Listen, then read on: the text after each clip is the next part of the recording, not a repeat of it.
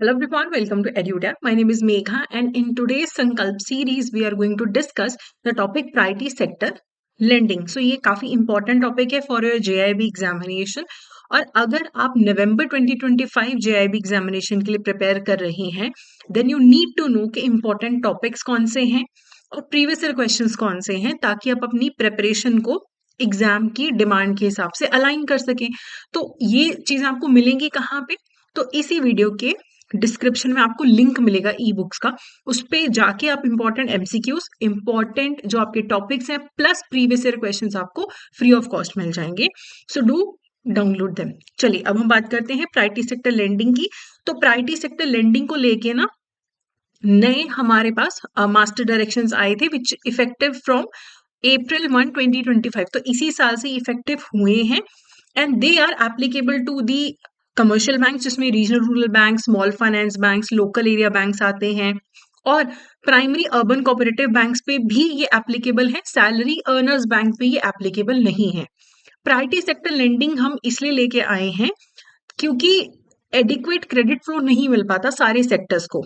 अगर बैंक्स पे ये रेगुलेशंस ना हो, फाइनेंशियल इंस्टीट्यूशंस पे ये रेगुलेशंस ना हो, वो तो वहीं पे लोन्स देंगे जहां पे उनको बेस्ट प्रॉफिट मिलेगा। लेकिन गवर्नमेंट चाहती है कि हमारे सारे जो इंपॉर्टेंट सोशो इकोनॉमिक सेक्टर्स हैं वहां तक क्रेडिट फ्लो पहुंचे, इसीलिए प्रायोरिटी सेक्टर लेंडिंग का टारगेट लाया गया है।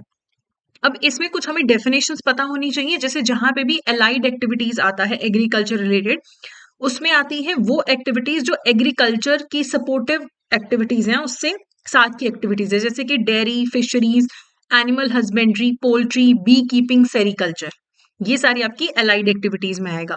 और जहां पे भी आपको टर्म देखने को मिलेगा नॉन कॉर्पोरेट फार्मर्स, तो नॉन कॉर्पोरेट फार्मर्स का मतलब है इंडिविजुअल फार्मर्स, इसमें स्मॉल और मार्जिनल फार्मर्स भी आते हैं, ऐसे प्रोप्राइटरशिप फर्म भी आते हैं जहां पे एग्रीकल्चर और जो एलाइड एक्टिविटीज में इन्वॉल्व हो, ऐसे सेल्फ हेल्प ग्रुप और जॉइंट लाइबिलिटी ग्रुप भी आते हैं जो फार्मर्स मिलके बनाते हैं। लेकिन यहाँ पे हर फार्मर का डिसएग्रीगेटेड लोन डाटा बैंक के पास होना चाहिए।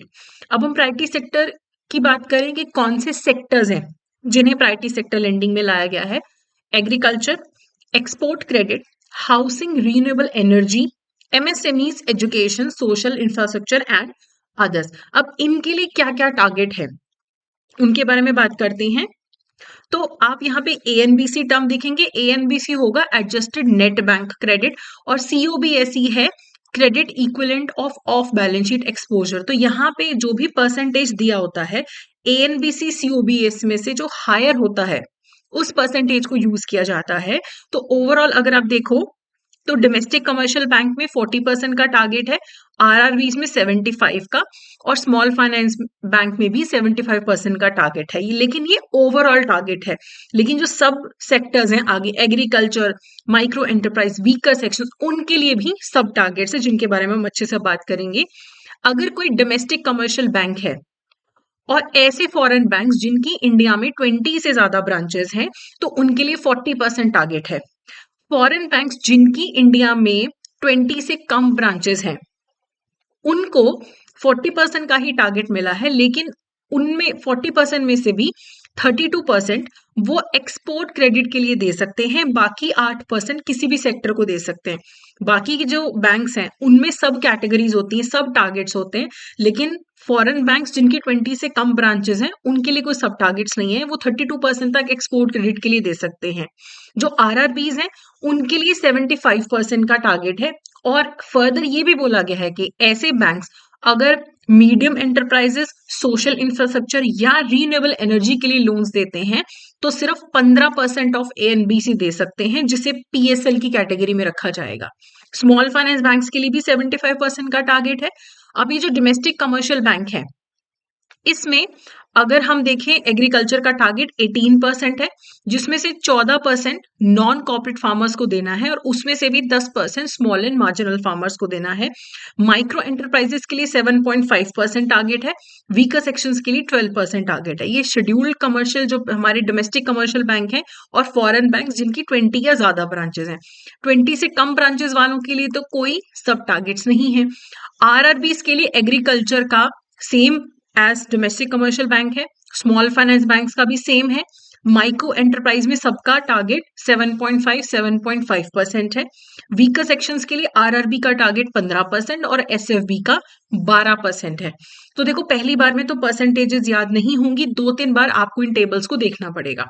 अगर हम अर्बन कोऑपरेटिव बैंक्स की बात करें तो उनके लिए टारगेट है 60%, माइक्रो एंटरप्राइजेस के लिए 7.5% और वीकर सेक्शन के लिए 12% का उनके लिए टारगेट है।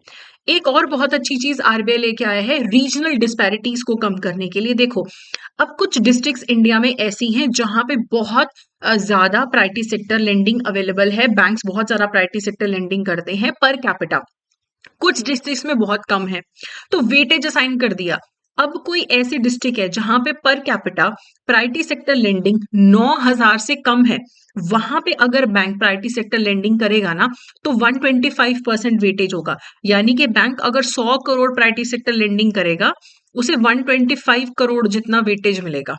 और ऐसे एरियाज जहां पे बहुत ज्यादा ऑलरेडी पीएसएल अवेलेबल है, यानी कि जहां पे पर कैपिटा 42,000 से ज्यादा का प्रायोरिटी सेक्टर लेंडिंग हो रहा है, वहां पे अगर बैंक प्रायोरिटी सेक्टर लेंडिंग करता है तो उसे 90% वेटेज मिलेगा, यानी कि 100 करोड़ लोन देने पे 90 करोड़ का पीएसएल माना जाएगा। यानी कि वहां पे ज्यादा पीएसएल करने से बैंक्स को एक तरीके से डिसएडवांटेज मिलेगा।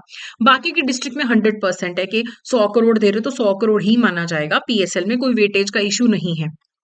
अब अगर हम एग्रीकल्चर सेक्टर की बात करें तो एग्रीकल्चर सेक्टर में फार्म क्रेडिट हो सकता है कि डायरेक्टली फार्मर को लोन दिए जा रहे हैं, या एग्रीकल्चर इंफ्रास्ट्रक्चर के लिए लोन दिया जा रहा है, या जो एग्रीकल्चर की एंसिलरी सर्विसेज हैं, एक्टिविटीज हैं, उनके लिए लोन दिया जा रहा है। तो अगर इंडिविजुअल फार्मर को लोन दिया जाता है, ठीक है, चाहे वो इंडिविजुअल फार्मर है, चाहे सेल्फ हेल्प ग्रुप है फार्मर्स का, जॉइंट लाइबिलिटी ग्रुप है, चाहे फार्मर्स का प्रोप्राइटरशिप फर्म है, इनको लोन दिया जाएगा तो यही माना जाएगा कि बैंक इंडिविजुअल फार्मर्स को प्रायोरिटी सेक्टर लेंडिंग कर रहा है। चाहे इनको ट्रेडिशनल क्रॉप उगानी है, प्लांटेशन करना है, हॉर्टिकल्चर करना है, एलाइड एक्टिविटीज करनी है, चाहे बैंक इनको medium to long term loans देते हैं मशीन्स वगैरह खरीदने के लिए, चाहे जो प्री और पोस्ट हार्वेस्ट खर्चा नहीं होता, स्प्रे करना है, हार्वेस्टिंग करनी है, ग्रेडिंग करनी है, ट्रांसपोर्टेशन करनी है, उसके लिए भी लोन पीएसएल की कैटेगरी में फॉल करता है। अगर कोई किसान है, उसने साहूकार से बहुत हाई रेट पे लोन उठा रखा है, अब उसे बचने के लिए अगर वो बैंक से लोन उठा के साहूकार का लोन चुका देता है, तो ये आपका लोन टू डिस्ट्रेस्ड फार्मर भी पीएसएल की कैटेगरी में फॉल करेगा। जो किसान क्रेडिट कार्ड दिया जाता है, फ्लेक्सिबल क्रेडिट कार्ड होता है ना, क्रॉप कल्टीवेशन कंजम्पशन नीड्स के लिए फार्मर्स को दिया जाता है, वो भी पीएसएल में फॉल करेगा। अगर किसी स्मॉल एंड मार्जिनल फार्मर को लैंड खरीदने के लिए लोन चाहिए, वो भी पीएसएल की कैटेगरी में फॉल करेगा। ठीक है, इसके अलावा अगर मान लो कि एक पर्सन किसान है, उसने अपना सारा जो माल है, प्रोड्यूस है, वो एक वेयर हाउस में रखवा दिया, तो वेयर हाउस वाले उसको एक वेयर हाउस रिसीट देंगे, उसके अगेंस्ट भी किसान लोन ले सकते हैं। अगर नेगोशिएबल वेयर हाउस रिसीट्स है तो 90 लाख तक का हेल्प मिल सकता है। Non negotiable warehouse receipt में 60 लाख रुपीस तक का लोन मिल सकता है फॉर अप टू यहाँ पे 12 मंथ्स। तो वो पीएसएल की कैटेगरी में होगा। किसी को सोलर पंप इंस्टॉल करना है, चाहे स्टैंड अलोन सोलर पंप है, एग्रीकल्चर पंप, चाहे ग्रिड के साथ कनेक्टेड है, वो भी पीएसएल माना जाएगा। अगर किसी को सोलर पावर प्लांट सेटअप करना है खाली लैंड पे या फिर उपजाऊ जमीन पे, उसके लिए भी अगर लोन मिलता है एक किसान को, वो प्रायोरिटी सेक्टर लेंडिंग माना जाएगा। ठीक है, उसके बाद आते हैं कॉर्पोरेट फार्मर्स। तो कॉर्पोरेट फार्मर्स को, या जो फार्मर प्रोड्यूसर ऑर्गेनाइजेशन है, फार्मर प्रोड्यूसर कंपनी है, फार्मर के कोऑपरेटिव सोसाइटी है, फार्मर के पार्टनरशिप फर्म है, उनको लोन दिया जाता है। वो भी पीएसएल की कैटेगरी में फॉल करता है, जहां पे 4 से 10 करोड़ रुपए तक का पर एंटिटी का लिमिट होता है, तो मैक्सिमम 10 करोड़ रुपए लोन मिल सकता है। अब चाहे उनको खेती करनी है, प्लांटेशन करना है, हॉर्टिकल्चर करना है, जो इंडिविजुअल के केस में था वो यहाँ पे भी है, मशीन खरीदनी है, टेक्नोलॉजी अपग्रेड करना है, स्प्रे, हार्वेस्ट, ट्रांसपोर्टेशन के लिए लोन चाहिए, सब कुछ कवर हो जाएगा। अगर ये वेयर हाउस रिसीट्स के अगेंस्ट लोन लेते हैं, वहां पे तो 90 और 60 लाख का लिमिट था, यहाँ पे नेगोशिएबल वेयर हाउस रिसीट के अगेंस्ट 4 करोड़ तक का लोन मिल सकता है, non negotiable warehouse receipt के अगेंस्ट 2.5 करोड़ रुपए तक का लोन मिल सकता है। अगर कोई फार्मर प्रोड्यूसर ऑर्गेनाइजेशन है या फार्मर प्रोड्यूसर कंपनी है विद एश्योर्ड मार्केटिंग, देखो एश्योर्ड मार्केटिंग में ना फार्मर्स को एक प्री डिटर्मिन्ड प्राइस मिलता है कि मान लो एक फार्मर्स का ग्रुप है, वो अपना फार्मर प्रोड्यूसर ऑर्गेनाइजेशन के साथ जुड़े हैं, तो उसमें ऐसा होगा कि किसानों को बोल दिया जाएगा कि तुम्हें ये वाली फसल उगानी है और हम तुम्हें पहले ही बता रहे हैं कि हमें तुम इतने ग्रेड की उगाओगे तो तुम्हें इतना रेट मिलेगा। ठीक है, तो ऐसे जो FPO FCS farmer producer companies होते हैं, उन्हें 10 करोड़ रुपए तक का लोन मिल सकता है पर एंटिटी। ठीक है, अगर वो एश्योर्ड मार्केटिंग वाले हैं। फिर अगर किसी को अपने मेंबर का, किसी फार्मर प्रोड्यूसर ऑर्गेनाइजेशन को, फार्मर प्रोड्यूसर कंपनी को अपने ही मेंबर से प्रोड्यूस परचेज करना है, जो उन्होंने खेती करी है वो परचेज करना है, तो 10 करोड़ रुपए तक का लोन मिल सकता है। ठीक है, ये फार्मर प्रोड्यूसर ऑर्गेनाइजेशन खुद जाके खेती नहीं कर रहे हैं, ये इनमें मेंबरशिप लेते हैं फार्मर्स। ठीक है, और उनका प्रोड्यूस वो परचेज करते हैं एक प्री डिटर्मिन्ड प्राइस पे। अर्बन कोऑपरेटिव बैंक जो हैं, वो कोऑपरेटिव्स ऑफ फार्मर को लोन नहीं दे सकते हैं, क्योंकि रिस्क होता है कि इंटर कोऑपरेटिव लेंडिंग हो जाएगी, कि कोऑपरेटिव को लोन दे रहा है, ये अलाउड नहीं है। ठीक है, उसके बाद अगर किसी को एग्रीकल्चर इंफ्रास्ट्रक्चर के लिए लोन चाहिए, तो वो बैंकिंग सिस्टम से 100 करोड़ रुपीस पर बोरोवर लोन ले सकता है। बाकी किसी स्टार्टअप को लोन चाहिए, एग्रीकल्चर वाला स्टार्टअप है, तो 50 करोड़ तक का लोन मिल सकता है। उसके बाद किसी को फूड या एग्रो प्रोसेसिंग के लिए लोन चाहिए, 100 करोड़ पर बोरोवर बैंकिंग सिस्टम से मिल सकता है। किसी को एग्रीकल्चर एक्सपोर्ट करना है, उसके लिए भी लोन मिल सकता है। ठीक है, कई बार जो बैंक्स है ना, वो अपने ये सब टारगेट्स या टारगेट्स पूरे नहीं कर पाते, तो वो रूरल इंफ्रास्ट्रक्चर डेवलपमेंट फंड या नाबार्ड के फंड्स में पैसा डिपॉजिट कर देते हैं, क्योंकि उनका शॉर्टफॉल हो गया, वो प्रायोरिटी सेक्टर का टारगेट नहीं पूरा कर पाए, तो वो भी पीएसएल की कैटेगरी में आएगा। उसके बाद हमने देखना है स्मॉल और मार्जिनल फार्मर्स। मार्जिनल फार्मर होता है जिसके पास 1 हेक्टेयर तक का लैंड होल्डिंग है। स्मॉल फार्मर होता है जिसके पास 1 से 2 हेक्टेयर का लैंड ओनिंग है, जो है लैंड होल्डिंग है। उसके बाद अगर कोई लेबर है एग्रीकल्चर में, टेनेंट फार्मर है, ओरल लेसी है, शेयर क्रॉपर है, ये भी स्मॉल एंड मार्जिनल फार्मर की कैटेगरी में फॉल करेंगे। उसके बाद सेल्फ हेल्प ग्रुप है, जॉइंट लाइबिलिटी ग्रुप्स हैं। अगर इनके किसान मार्जिनल या स्मॉल फार्मर्स हैं, तो ये माना जाएगा कि स्मॉल एंड मार्जिनल फार्मर्स को लेंडिंग की जा रही है। अब स्मॉल एंड मार्जिनल फार्मर्स का अलग से कैटेगराइजेशन क्यों कर रही है, क्योंकि जब हमने इनिशियली टारगेट देखे हैं, तो हमने यहाँ पे देखा है ना कि 10% स्मॉल एंड मार्जिनल फार्मर्स को दे रहे हैं। ठीक है, तो ये जरूरी है, इसीलिए यहाँ पे हम अलग से कैटेगराइजेशन कर रहे हैं।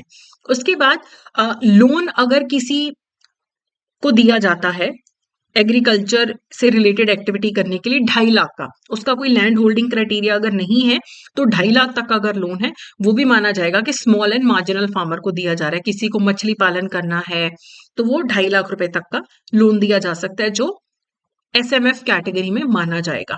उसके बाद अगर किसी फार्मर प्रोड्यूसर ऑर्गेनाइजेशन या फार्मर प्रोड्यूसर कंपनी को लोन दिया जा रहा है, जो कि एग्रीकल्चर या एलाइड एक्टिविटीज में इन्वॉल्व हैं, जहां पे उनके फार्मर जो हैं एसएमएफ फार्मर्स हैं, कम से कम 75% फार्मर जो एफपीओ से जुड़े हैं, फार्मर प्रोड्यूसर ऑर्गेनाइजेशन से जुड़े हैं, अगर 75% उससे ज्यादा आपके farmer small and marginal farmer हैं, आप अगर लोन लेते हो, वो भी माना जाएगा कि एसएमएफ कैटेगरी में प्रायोरिटी सेक्टर हो रहा है। Urban cooperative banks obviously cooperatives of farmer को लोन नहीं दे सकते हैं। ठीक है, उसके बाद ना बैंक्स कई बार ऑन लेंडिंग भी करते हैं। ये बैंक है, बैंक ने एक माइक्रो फाइनेंस इंस्टीट्यूशन को लोन दिया, माइक्रो फाइनेंस इंस्टीट्यूशन ने किसान को लोन दिया, तो ये माना जाएगा कि बैंक प्रायोरिटी सेक्टर लेंडिंग कर रहा है। तो बैंक ऐसे एमएफआईज या एनबीएफसी एमएफआईज से जुड़ के भी लोन दे सकता है, लेकिन ये जो एमएफआईज हैं, ये सेल्फ रेगुलेटरी ऑर्गेनाइजेशन के तौर पे रिकॉग्नाइज होने चाहिए बाय द आरबीआई। आप चाहे इंडिविजुअल को लोन दे दो, चाहे सेल्फ हेल्प ग्रुप से जॉइंट लाइबिलिटी ग्रुप को दे दो, आपने ऑन लेंडिंग कर दी, डायरेक्टली किसान को लोन नहीं दिया बैंक ने, थ्रू माइक्रो फाइनेंस इंस्टीट्यूशन दिया। ठीक है, उसके बाद कुछ एनबीएफसीज, नॉर्मल एनबीएफसीज भी होते हैं जो एमएफआई वाले एनबीएफसीज नहीं है, अगर वो भी लोन देते हैं, टर्म लोन देते हैं एग्रीकल्चर के लिए 10 लाख रुपए पर बोरर, कि बैंक ने एनबीएफसी को दिया, एनबीएफसी ने आगे किसान को दिया, तो वो भी माना जाएगा कि बैंक अपना प्रायोरिटी सेक्टर लेंडिंग टारगेट पूरा कर रहा है। ठीक है, अगर हम एमएसएमईज की बात करें, micro small and medium enterprises, तो किसी भी एमएसएमई को जब बैंक लोन देता है, तो वो प्रायोरिटी सेक्टर लेंडिंग की कैटेगरी में फॉल करेगा। अगर कोई एमएसएमई स्टार्टअप है, उन्हें 50 करोड़ रुपए तक का लोन दिया जा सकता है अंडर प्रायोरिटी सेक्टर लेंडिंग। ठीक है। फिर आता है एमएसएमई फैक्टरिंग ट्रांजैक्शंस। अब देखो, मान लो मेरा एक माइक्रो स्मॉल या मीडियम एंटरप्राइज है, मेरी कंपनी है, एमएसएमई की कैटेगरी में फॉल करती है। अब हम बहुत सारी क्रेडिट सेल्स करते हैं। अब क्रेडिट सेल्स में क्या होता है कि आपको अब ये पैसा रिकवर करना है। कोई कह रहा मैं 1 महीने बाद दूंगा, कोई बोलता है मैं 2 महीने बाद दूंगा। ऐसे आपके पास 100 बिल हो गए कलेक्ट करने वाले। आपने क्या किया, ये अपने सारे रिसीवेबल ले जाके फैक्टरिंग कंपनी को दे दिए।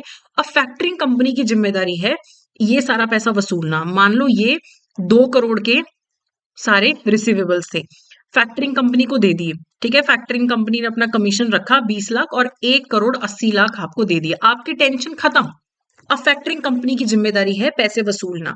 अब यहां पे मान लो कि फैक्टरिंग कंपनी 1 करोड़ 90 लाख वसूल पाई, 10 लाख वाला जो बंदा है उसने पैसे देने से मना कर दिए।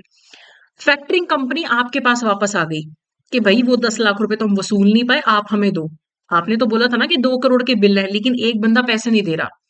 तो अगर फैक्टरिंग कंपनी आपके पास वापस आ सकती है तो वो विद रिकोर्स फैक्टरिंग होगी। लेकिन अगर ये लॉस फैक्टरिंग कंपनी को खुद उठाना पड़ेगा तो उसे विदाउट रिकोर्स फैक्टरिंग बोला जाएगा। ठीक है। तो यहां पे अगर बैंक फैक्टरिंग की फैसिलिटी प्रोवाइड करता है, विद रिकोर्स फैक्टरिंग कर रहा है, तो यहां पे अगर फैक्टरिंग वो एमएसएमई के लिए कर रहा है, यानी कि असाइनर जिसका पैसा बैंक कलेक्ट कर रहा है, फैक्टरिंग सर्विस दे रहा है, अगर वो एमएसएमई है तो वो वाली ट्रांजेक्शन्स भी प्रायोरिटी सेक्टर लेंडिंग में फॉल करेंगी। इवन अगर जो हमारा एमएसएमई है, अगर वो ट्रेड्स एक प्लेटफॉर्म होता है ऑनलाइन, उसको यूज करता है फैक्टरिंग के लिए, उसके थ्रू बैंक भी उसी प्लेटफॉर्म पे है, एमएसएमई भी उसी प्लेटफॉर्म पे है, तो ट्रेड्स के प्लेटफॉर्म के थ्रू भी अगर ये ट्रांजेक्शन हो रही है वो भी पीएसएल की कैटेगरी में फॉल करेगा। ये चीज आरआरबीज और अर्बन कोऑपरेटिव बैंक्स को अलाउड नहीं है कि वो ये करके पीएसएल टारगेट्स नहीं पूरे कर सकते हैं। ठीक है। उसके बाद अगर बैंक खादी या विलेज इंडस्ट्री को लोन देता है तो वो माइक्रो एंटरप्राइज को लोन माना जाएगा। ठीक है। अगर लोन दिया जाता है किसी ऑर्गेनाइजेशन को जो कि डिसेंट्रलाइज सेक्टर में काम करती है, आर्टिसंस, विलेज कॉटन इंडस्ट्रीज के साथ काम करती है, उनको जो लोन्स दिए जाते हैं वो भी एमएसएमई की कैटेगरी में फॉल करेंगे। एमएसएमईज को अगर एक्सपोर्ट क्रेडिट चाहिए, एक्सपोर्ट इंपोर्ट का काम है, उसके लिए लोन चाहिए, वो भी एमएसएमई की कैटेगरी में फॉल करेगा, एक्सपोर्ट की कैटेगरी में फॉल नहीं करेगा। ठीक है। उसके बाद अगर लोन्स दिए जाते हैं एनबीएफसी एमएफआईज को या फिर नॉर्मल जो हमारे माइक्रो फाइनेंस इंस्टीट्यूशंस हैं, उनके थ्रू भी बैंक अपना एमएसएमई प्रायोरिटी सेक्टर का टारगेट पूरा कर सकता है। But again they should be recognised by RBI. और जो इंडिविजुअल को लोन दिया जा सकता है या फिर सेल्फ हेल्प ग्रुप्स या जॉइंट लाइबिलिटी ग्रुप्स को लोन दिया जा सकता है एमएसएमई सेक्टर में। और ये चीज आरआरबीज, स्मॉल फाइनेंस बैंक्स और अर्बन कोऑपरेटिव बैंक्स पे एप्लीकेबल नहीं है। तो ये वाला जो चैप्टर है इसमें बहुत सारा डाटा है, so you need to revise this PDF 2-3 times. ठीक है। उसके बाद हो सकता है कि बैंक ने एनबीएफसी को लोन दिया, एनबीएफसी ने एमएसएमई को लोन दिया, यानी कि ऑन लेंडिंग हुई, वो अलाउड है, लेकिन पर बोरवर एनबीएफसी 20 लाख रुपए का लोन दे सकता है। ठीक है। और जो आरबीआई का सर्कुलर का 23 पैरा है उसकी कंडीशंस को फुलफिल करा, आपको कंडीशंस देखने की जरूरत वैसे नहीं है। और ये चीज ऑन लेंडिंग करना आरआरबीज, स्मॉल फाइनेंस बैंक्स या अर्बन कोऑपरेटिव बैंक्स को अलाउड नहीं है। इवन जो ओवरड्राफ्ट फैसिलिटी दी जाती है प्रधानमंत्री जनधन योजना के तहत, वो भी पीएसएल के अंडर फॉल करेगा। जो सिडबी या मुद्रा में डिपॉजिट्स करवाए जाते हैं वो भी पीएसएल एमएसएमई में फॉल करेगा। ठीक है। उसके बाद ये एक समरी टेबल्स भी मैंने आपको दे दी हैं ताकि आप रिवीजन में ये पीडीएफ को यूज कर सकें। पीडीएफ आपको टेलीग्राम चैनल में मिल जाएगा, उसका लिंक भी डिस्क्रिप्शन में है। ठीक है। उसके बाद अगर हम एक्सपोर्ट क्रेडिट की बात करें तो देखो, अगर किसी किसान को एक्सपोर्ट क्रेडिट के लिए लोन चाहिए, एमएसएमई को चाहिए, तो वो एमएसएमई और एग्रीकल्चर वाली कैटेगरीज में फॉल करेंगे। बाकी किसी को एक्सपोर्ट क्रेडिट चाहिए तो कितना है पीएसएल, मैक्सिमम कितना हो सकता है 2% ऑफ एएनबीसी सीयूबीएसई। अगर आप एक्सपोर्ट क्रेडिट देते हो तो वो पीएसएल की कैटेगरी में फॉल करेगा। 50 करोड़ का उस पे कैप है। ठीक है, डोमेस्टिक बैंक्स पे। लेकिन अगर फॉरेन बैंक है जिसकी इंडिया में 20 या 20 से ज्यादा ब्रांचेस हैं, उनका भी 2% का लिमिट है, लेकिन 50 करोड़ का कैप नहीं है। ऐसे फॉरेन बैंक्स जिनके 20 से कम ब्रांचेस हैं इंडिया में, वो 32% तक प्रायोरिटी सेक्टर लेंडिंग कर सकते हैं। ठीक है। और ये आरआरबीज और लोकल एरिया बैंक्स पे एक्सपोर्ट क्रेडिट का टारगेट नहीं है। एजुकेशन लोन अगर किसी को दिया जाता है वोकेशनल कोर्सेज के लिए, एजुकेशन के लिए 25 लाख रुपए तक का, तो वो भी पीएसएल की कैटेगरी में फॉल करता है। फिर हम हाउसिंग सेक्टर की बात करें तो इंडिविजुअल को अगर लोन दिया जा रहा है अपना घर परचेज करने के लिए, बनाने के लिए, तो वो भी पीएसएल की कैटेगरी में फॉल करेगा, लेकिन कुछ एलिजिबिलिटी कंडीशंस हैं। अगर कोई रहता है ऐसी जगह पे जहां पे पॉपुलेशन 50 लाख से ज्यादा है, तो लोन लिमिट है 50 लाख और घर की मैक्सिमम वैल्यू कितनी, 63 लाख। अगर कोई रहता है ऐसे सिटी में जहां पे 10 लाख से लेके 50 लाख तक की पॉपुलेशन है, तो 45 लाख तक का लोन दिया जा सकता है जो पीएसएल में फॉल करेगा, और मैक्सिमम घर की वैल्यू 57 लाख। अगर आप ऐसे सिटी में रहते हैं जहां पे 10 लाख से कम पॉपुलेशन है, तो मैक्सिमम लोन 35 लाख और घर की वैल्यू अगर 44 लाख है, तब वो पीएसएल की कैटेगरी में फॉल करेगा। अगर बैंक अपने खुद के एम्प्लॉय को लोन देता है, वो पीएसएल में फॉल नहीं करता है। ठीक है। अगर कोई हाउसिंग लोन है which is backed by long term bonds, वो पीएसएल की कैटेगरी में फॉल नहीं करते हैं। ठीक है, क्योंकि वो एएनबीसी में काउंट नहीं होते बैंक जब एएनबी से कैलकुलेट करता है। अर्बन कोऑपरेटिव बैंक्स के लिए investment in bonds issued by NHB और एचयूडीसीओ आफ्टर April 1, 2007, ये भी पीएसएल के लिए एलिजिबल नहीं है। ठीक है। उसके बाद अगर आपको अपना घर डैमेज्ड है, रिपेयर कराना है, ठीक है, तो अगर घर की वैल्यू 63 लाख तक की है और 15 लाख तक का लोन लेते हो, वो पीएसएल में फॉल करेगा अगर आपकी सिटी की पॉपुलेशन 50 लाख से ज्यादा है। अगर सिटी की पॉपुलेशन 10 से 50 लाख है, तो 12 लाख तक का लोन मिल सकता है। अगर घर की वैल्यू 57 लाख है, वो पीएसएल में फॉल करेगा। ठीक है। अगर सिटी की पॉपुलेशन 10 लाख से कम है, तो मैक्सिमम 10 लाख का लोन, घर की वैल्यू 44 लाख है अगर, तो वो बैंक के लिए पीएसएल में फॉल करेगा। ऐसे नहीं कि इससे ज्यादा आप लोन ले नहीं सकते, लेकिन फिर वो पीएसएल में फॉल नहीं करेगा। अगर ये लिमिट्स अगर नहीं अचीव हो रही हैं, तो फिर वो लोन तो मिल जाएगा, वो पीएसएल में फॉल नहीं करेगा। ठीक है। इवन अगर बैंक लोन देता है किसी गवर्नमेंट एजेंसी को, वो जो लोअर इकोनॉमिक सेक्शंस के लिए घर बनाया जाता है, स्लम क्लियरेंस, स्लम डेवलपमेंट होता है, ठीक है, तो वो भी प्रायोरिटी सेक्टर लेंडिंग की कैटेगरी में फॉल करेगा, लेकिन कारपेट एरिया जो है वो 60 स्क्वायर मीटर से ज्यादा नहीं होना चाहिए। ठीक है। इवन अगर अफोर्डेबल हाउसिंग प्रोजेक्ट है, ठीक है, उसके लिए भी अगर बैंक लोन देता है, at least 50% of FAR FSI use for dwelling units with carpet area less than 60 square metre, तो वो भी आपका पीएसएल की कैटेगरी में फॉल करेगा। अगर बैंक अपना priority sector lending housing category वाला नहीं पूरा कर सकता, तो एनएचबी में डिपॉजिट्स करवा देगा। ठीक है। तो ये बस आपको हल्का हल्का आइडिया लेना है कि आप ना एलिमिनेट कर पाओ पेपर में। अब देखो, इतना सारा डाटा याद करने की बजाय अगर आप सिर्फ 2-3 रिविजन्स कर लो ना, तो एलिमिनेशन से आप कर पाओगे। ठीक है। अगेन ये मैंने एक समराइज करके यहाँ पे दे दिया अगर आप रिविजन करना चाहते हो। फिर सोशल इंफ्रास्ट्रक्चर की बात करें, तो अगर स्कूल, ड्रिंकिंग वाटर या सैनिटेशन के लिए बैंक लोन देता है 8 करोड़ पर बोरवर।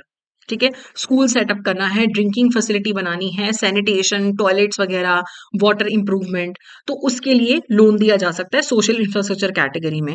हेल्थ केयर फैसिलिटी सेटअप करनी है, 12 करोड़ पर बोरो तक का लोन दिया जा सकता है कि हेल्थ केयर फैसिलिटी बनानी है टीयर 2 से लेके टीयर 6 सिटीज में, तो वो पीएसएल की कैटेगरी में फॉल करेगा।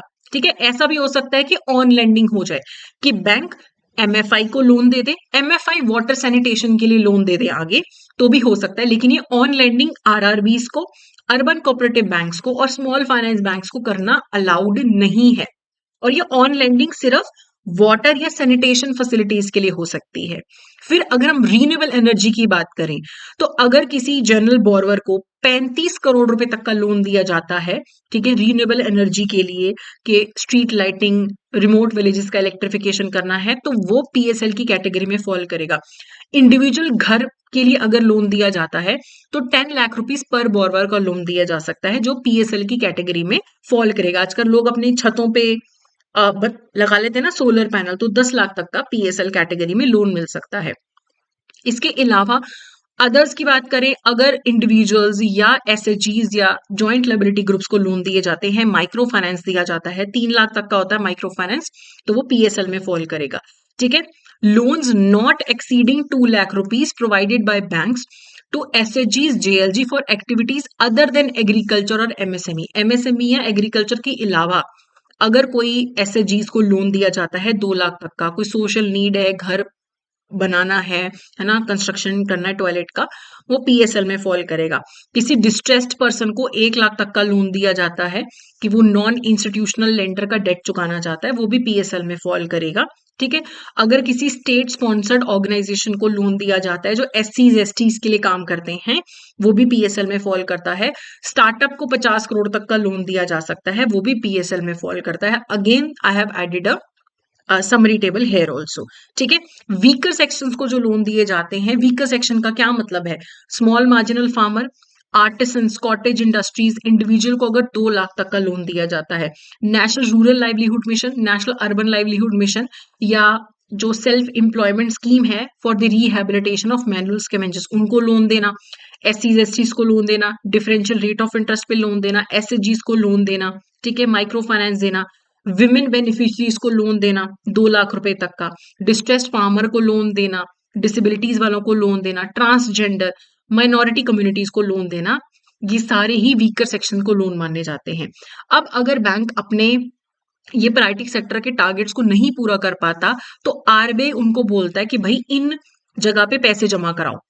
वो हो सकता है rural infrastructure development bank, national housing bank, SIDBI का कोई हो सकता है फंड, मुद्रा का जो फंड है उसमें पैसे जमा कराने के लिए बोला जा सकता है। अमाउंट कितना कंट्रीब्यूट करना है, क्या टर्म्स एंड कंडीशंस होंगे, ये आरबीआई बताएगा। ठीक है। उसके बाद इन्वेस्टमेंट्स कर सकता है bank in securitisation notes. Bank investment in securitisation notes जो है they are also eligible for private sector lendings except for other categories. Other categories में आप सिक्योरिटाइजेशन नोट्स में इन्वेस्ट करके टारगेट नहीं पूरा कर सकते, बाकियों में कर सकते हो। ठीक है। इसमें ज्यादा डिटेल नहीं, आइडिया बस आपको होना चाहिए कि सिक्योरिटाइजेशन नोट्स कोई टर्म है। ओके। उसके बाद securitisation notes based on loans against gold jewellery from NBFCs, वो एलिजिबल नहीं है। उसके बाद ये जो सिक्योरिटाइजेशन वाला कॉन्सेप्ट है आरआरबीज और अर्बन कोऑपरेटिव बैंक्स के लिए एप्लीकेबल नहीं है। ठीक है। अब जो ये अंडरलाइंग लोन्स है, सिक्योरिटाइजेशन नोट्स जिन लोन्स के अगेंस्ट हैं, वो लोन्स बैंक्स और फाइनेंशियल इंस्टीट्यूशन के होने चाहिए। उसके बाद transfer of assets through direct assignment और आउटराइट परचेज। कई बार बैंक्स क्या करते हैं, लोन परचेज कर लेते हैं, पूल्स ऑफ लोन परचेज कर लेते हैं दूसरे बैंक्स और फाइनेंशियल इंस्टीट्यूशन के। ठीक है। मान लो एक बैंक ने प्रायोरिटी सेक्टर लेंडिंग कर रखी है, वो प्रायोरिटी सेक्टर लेंडिंग वाले लोन एक बैंक दूसरे बैंक से खरीद लेता है। ठीक है। तो वो भी एक तरीका होता है प्रायोरिटी सेक्टर के टारगेट पूरे करने का, लेकिन आरबीआई की जो गाइडलाइंस है ट्रांसफर ऑफ लोन एक्सपोजर, उसके अकॉर्डिंगली आपको काम करना है। ठीक है। इसमें भी जो गोल्ड ज्वेलरी वाले लोन्स आप नहीं एक्वायर कर सकते हो, और ये आरआरबीज और अर्बन कोऑपरेटिव बैंक्स जो हैं नहीं कर सकते हैं। अब कई बार बैंक्स अपना टारगेट तो पूरा नहीं कर पाते पीएसएल का, तो वो priority sector lending certificate use कर सकते हैं। ठीक है। वो क्या करते हैं कि एक बैंक ने अगर अपना एग्रीकल्चर का 18 की जगह 25% तक टारगेट अचीव कर लिया, तो उसने तो 7% एक्स्ट्रा पीएसएल कर रखा है, तो वो बैंक ऐसे बैंक को सर्टिफिकेट इशू कर देगा, पीएसएलसी इशू कर देगा, ताकि वो उस सर्टिफिकेट को परचेज करके अपना पीएसएल टारगेट पूरा कर सके। एसेट ट्रांसफर नहीं हो रहा है, क्रेडिट रिस्क ट्रांसफर नहीं हो रहा है, सिर्फ अपना वो टारगेट नहीं पूरा कर पाया पीएसएल के लिए, तो वो पीएसएल सर्टिफिकेट दूसरे बैंक से खरीद लेगा। इसका मेन मकसद सिर्फ प्रायोरिटी सेक्टर लेंडिंग का टारगेट पूरा करना है। ठीक है। लोन उसी का रहेगा जिस बैंक ने ओरिजिनली लोन दिया है। एक तरीका होता है इंटर बैंक पार्टिसिपेटरी सर्टिफिकेट। इसमें क्या होता है कि बैंक लिक्विडिटी और रिस्क शेयर करता है। ठीक है। और ये शॉर्ट टर्म के लिए होता है, इसका मेन मकसद पीएसएल टारगेट पूरा करना नहीं होता, लेकिन अगर हो रहा है तो भी ठीक है। लेकिन इसमें एसेट भी ट्रांसफर होगा, क्रेडिट रिस्क भी ट्रांसफर होगा। एक बैंक है उसने बहुत ज्यादा लोन दे रखे हैं प्रायोरिटी सेक्टर में, एक बैंक ने बहुत कम दे रखे हैं, तो वो इस बैंक से लोन ले ले, लोन अपने पास ट्रांसफर करा लेगा, रिस्क भी ट्रांसफर करवा रहा है, एसेट भी ट्रांसफर करवा रहा है, और ये शॉर्ट टर्म के लिए होता है। ठीक है। इसमें ऐसा भी हो सकता है कि दोनों बैंक्स रिस्क शेयर कर रहे हैं, ऐसा भी हो सकता है कि सारा का सारा रिस्क ये वाला बैंक अपने पास ट्रांसफर कर ले जिसने पीएसएल का टारगेट नहीं पूरा किया। ठीक है। उसके बाद बहुत बार हमने देखा है कि बैंक ऑन लेंडिंग करके अपना पीएसएल टारगेट कंप्लीट कर रहे हैं, कि खुद लोन नहीं दे रहे हैं, वो एनबीएफसीज को दे रहे हैं, एनबीएफसीज आगे लोन दे रहे हैं। तो ये 5% हो सकता है मैक्सिमम, ये नहीं कि सारा का सारा लोन आप एनबीएफसीज के थ्रू ही अपना टारगेट पूरा कर रहे हो। ठीक है, चलिए अब लास्ट यहाँ पे है मॉनिटरिंग कैसे करनी है पीएसएल टारगेट का। आप कैलेंडर क्वार्टर बेसिस पे इनका मॉनिटरिंग होता है, फाइनेंशियल क्वार्टर के हिसाब से नहीं होता। फाइनेंशियल ईयर कौन सा होता है? अप्रैल टू मार्च। ये जनवरी टू दिसंबर को 3 क्वार्टर्स में डिवाइड करके 4 क्वार्टर्स में डिवाइड करके उसके बेसिस पे मॉनिटरिंग होती है। ठीक है, हर क्वार्टर का डाटा आरबीआई के पास सबमिट होना है। क्वार्टर खत्म होने के 15 दिन के अंदर अंदर बैंक को अपना पीएसएल का जो डाटा है वो बताना होता है। ठीक है, एनुअल डाटा देना होता है, साल खत्म हुआ उसके 1 महीने के अंदर अंदर डाटा आरबीआई को देना है। ठीक है, और जो आरआरबीज हैं उनको अपना डाटा नाबार्ड को देना है, क्वार्टरली और एनुअली नाबार्ड को भी देना है। ठीक है, और अर्बन कोऑपरेटिव बैंक्स को आरबीआई का मास्टर डायरेक्शन फॉलो करना है सुपरवाइजरी रिटर्न्स पे। ठीक है, तो ये काफी ज्यादा फैक्चुअल चैप्टर है, तो इसका जरूर आप प्लीज पीडीएफ रिवाइज करिएगा। अब इसके रिगार्डिंग क्वेश्चंस देख लेते हैं।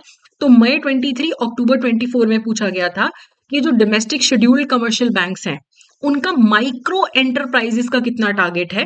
ठीक है, और वीकर सेक्शंस को लेके कितना टारगेट है। तो इजी है, 7.5% for micro enterprises and 12% for weaker sections है। उसके बाद अक्टूबर 23 में पूछा गया था कि what is the PSL regarding agriculture loans to corporate farmers directly engaged in agriculture and allied activities. तो वो 10 करोड़ मैक्सिमम दे सकते हैं कॉर्पोरेट फार्मर्स को जो डायरेक्टली एग्रीकल्चर में इन्वॉल्व है। PSL target urban cooperative banks for micro enterprises and weaker section respectively. अब यहाँ पे ना हम ये हटा देंगे फिस्कल ईयर 23-24, क्योंकि अब नया सर्कुलर आ चुका है।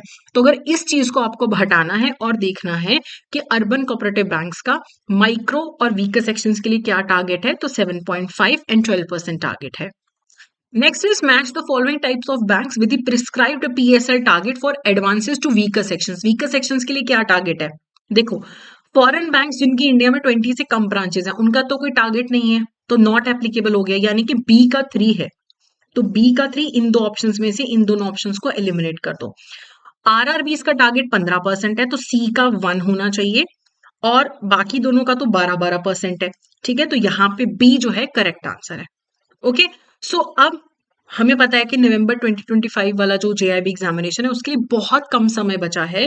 तो उसके लिए अब हमें, अगर हमने प्रिपरेशन पहले से कर रखी है दैट्स ग्रेट, लेकिन अगर प्रिपरेशन अभी वीक है तो आप हमारे कोर्सेज में एनरोल कर सकते हैं। इसी वीडियो की डिस्क्रिप्शन में कोर्सेज का लिंक है, एडुटैप की वेबसाइट पे जाइए, कोर्सेज में जेआईबी कोर्सेज पे जाइए, यहाँ पे आपको मास्टर कोर्स नजर आएगा। इसमें डिटेल्ड क्लासेस मिलेंगी आपको सारे सब्जेक्ट्स की। एग्जाम से जस्ट पहले लाइव क्लासेस भी होंगी, नोट्स हैं, टेस्ट सीरीज है, चैप्टर वाइज एमसीक्यूज भी आपको यहाँ पे मिलेंगे। तो अलग से टेस्ट सीरीज खरीदने की जरूरत नहीं है। अगर आप किसी इंडिविजुअल सब्जेक्ट के लिए मास्टर कोर्स खरीदना चाहते हैं तो इंडिविजुअल मास्टर कोर्सेज भी अवेलेबल हैं। और अगर आप थोड़ा सा क्विक सोल्यूशन चाहते हैं कि शॉर्ट पीरियड में आपको बहुत ज्यादा रिजल्ट मिले, तो आप क्या कर सकते हैं, आप लाइव क्रैश कोर्स में एनरोल कर सकते हैं। टोटल 60 क्लासेस होंगी, हर सब्जेक्ट की 15 क्लासेस। तो इसमें भी आपको notes, test series, chapter wise MCQs भी मिलेंगे। कभी लाइव क्लास मिस कर दो तो आप रिकॉर्डेड क्लास भी देख सकते हो। बाकी अगर आपका प्रिपरेशन ऑलरेडी अच्छा है, आपको सिर्फ रिवीजन करना है, तो आप हमारी ये जो सीरीज है ये फॉलो कर सकते हैं। यूट्यूब पे बहुत सारे सेशंस आप देख सकते हैं। कोई डाउट हो तो आप कमेंट सेक्शन में कमेंट करके भी पूछ सकते हैं। तो ये था हमारा आज का session. That's it for today. Thank you so much.